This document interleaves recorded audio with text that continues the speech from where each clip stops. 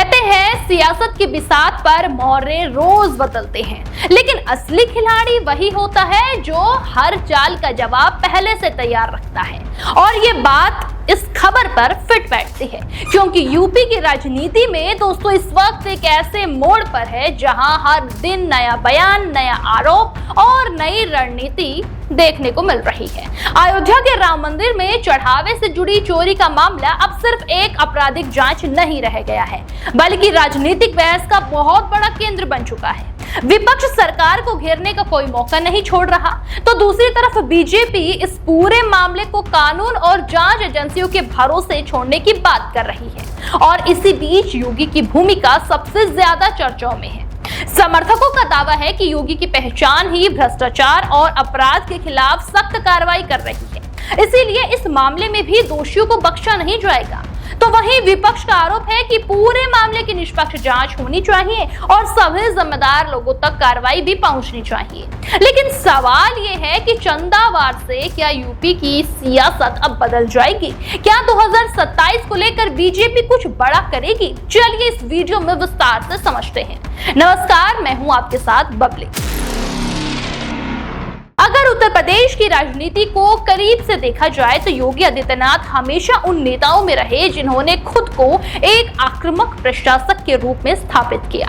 Bulldozer कार्रवाई हो, माफियाओं के खिलाफ अभियान हो या फिर कानून व्यवस्था का मुद्दा हो, सरकार जो कि योगी की है उसने इन मामलों को अपनी सबसे बड़ी पहचान बनाया है। राजनीतिक विशेषज्ञों का भी मानना है कि यही वजह है कि आज भी बीजेपी का एक बहुत बड़ा वर्ग मानता है कि अगर किसी भी मामले में गड़बड़ी हुई तो योगी सरकार कार्रवाई से पीछे नहीं हटेगी। तो दोस्तों दूसरी तरफ विपक्ष लगातार यह सवाल उठा रहा है कि राम मंदिर जैसे संवेदनशील मामले में जवाबदेही तय होना बेहद जरूरी है। राम मंदिर करोड़ों लोगों की आस्था का केंद्र है। ऐसे में चढ़ावे से जुड़ी कथित चोरी का मामला सामने आने के बाद स्वाभाविक रूप से लोगों की निगाहें जांच और कार्रवाई पर टिक गई है। एफआईआर दर्ज हुई, आरोपियों की गिरफ्तारी हुई और जांच आगे बढ़ रही है। लेकिन इसके साथ साथ राजनीतिक बयानबाजी भी तेज हो गई है। कई विपक्षी दलों ने इस मुद्दे पर सरकार को घेरने की कोशिश भी की है। उनका कहना है कि जांच पूरी तरह से पारदर्शी होनी चाहिए और अगर किसी भी स्तर पर लापरवाही मिलती है तो कार्रवाई बिना किसी भेदभाव के होनी चाहिए। तो वहीं बीजेपी नेताओं का कहना है कि मुख्यमंत्री योगी आदित्यनाथ पहले ही स्पष्ट कर चुके हैं कि किसी भी दोषी को बख्शा नहीं जाएगा। समर्थकों का दावा है कि योगी सरकार की पहचान यही है कि चाहे मामला कितना भी बड़ा क्यों ना हो, कानून अपना काम करता है। और इसी बीच राजनीतिक गलियारों में कई तरह की चर्चाएं भी तेज है। कुछ विशेषज्ञों का मानना है कि विपक्ष इस मुद्दे को 2027 के विधानसभा चुनाव तक जिंदा रखना चाहेगा, तो दूसरी तरफ बीजेपी इसे कानून व्यवस्था और त्वरित कार्रवाई के उदाहरण के रूप में पेश करने की कोशिश कर सकती है। दोस्तों योगी आदित्यनाथ की राजनीति शैली हमेशा से सीधी और स्पष्ट रही है। अपने कार्यकाल में उन्होंने कई बार सार्वजनिक मंचों से अपराधियों के खिलाफ सख्त संदेश भी दिए हैं और यही वजह है कि उनके समर्थक इस पूरे मामले में भी उसी तरह की कार्रवाई की उम्मीद जता रहे हैं। कुछ राजनीतिक चर्चाओं में यह भी कहा जा रहा है कि हाल ही के दिनों में योगी आदित्यनाथ राष्ट्रीय राजनीति के सबसे प्रभावशाली मुख्यमंत्रियों में गिने जा रहे हैं। कई राज्यों में चुनाव प्रचार के दौरान उनकी सक्रियता भी इसकी संकेत मानी जाती है। हालांकि भविष्य में उनकी भूमिका क्या होगी, इसे लेकर बीजेपी की तरफ से कोई आधिकारिक बयान सामने नहीं आया है।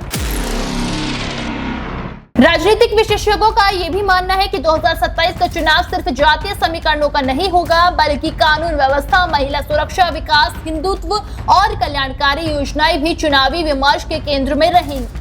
और ऐसे में राम मंदिर से जुड़ा ये मामला भी राजनीतिक बहस का हिस्सा बन सकता है। दरअसल सोशल मीडिया पर भी इस मुद्दे को लेकर अलग अलग तरह की प्रतिक्रियाएं देखने को मिल रही है। कोई सरकार की कार्रवाई की तारीफ कर रहा है तो कोई जांच की दिशा पर सवाल उठा रहा है। लेकिन एक बात साफ है कि ये मामला आने वाले दिनों में भी राजनीतिक चर्चा का हिस्सा बना रहेगा।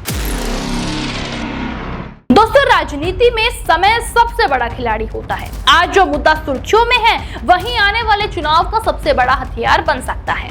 विपक्ष इस मुद्दे को सरकार की जवाबदेही से जोड़ रहा है, जबकि बीजेपी इसे कानून के दायरे में हो रही कार्रवाई बता रहा है। फिलहाल आधिकारिक तौर पर इतना ही स्पष्ट है कि जांच जारी है और सरकार दोषियों के खिलाफ कार्रवाई की बात कर रही है। लेकिन राजनीतिक गलियारों में ये चर्चा जरूर है कि 2027 के चुनाव तक इस मुद्दे की गूंज सुनाई देती रहेगी। अब देखना भी दिलचस्प होगा कि जनता किस नैरेटिव पर ज्यादा भरोसा करती है। उत्तर प्रदेश की राजनीति में मुद्दे बदलते रहते हैं, लेकिन कुछ घटनाएं ऐसी होती हैं जो लंबे समय तक राजनीतिक विमर्श का हिस्सा बनी रहती है। दोस्तों, राम मंदिर से जुड़ा ये विवाद भी फिलहाल उसी दिशा में बढ़ता दिखाई दे रहा है। क्या विपक्ष इसे बहुत बड़ा चुनावी हथियार बनाएगा? क्या बीजेपी अपनी कार्रवाई से विपक्ष के आरोपों को जवाब दे पाएगी? क्या ये मामला 2027 की चुनावी रणनीति को प्रभावित करेगा? दोस्तों, इन सभी सवालों के जवाब आने वाले समय में मिलेंगे, लेकिन इतना तय है कि उत्तर प्रदेश की सियासत में आने वाले दिनों में बयान भी तेज होंगे और आरोप भी बढ़ेंगे, और साथ साथ राजनीतिक मुकाबला भी पहले से ज्यादा दिलचस्प होने वाला है। आखिर इस पूरे घटनाक्रम पर आपकी क्या कुछ राय है? हमें कमेंट में जरूर बताइएगा। देश दुनिया की हर बड़ी, सटीक और भरोसेमंद खबर देखने के लिए अभी विजिट करें हमारे वेबसाइट nowuttarpradesh.com और nownoida.com पर, क्योंकि यहाँ आपको सिर्फ सुर्खियां नहीं बल्कि पूरी जानकारी मिलेगी।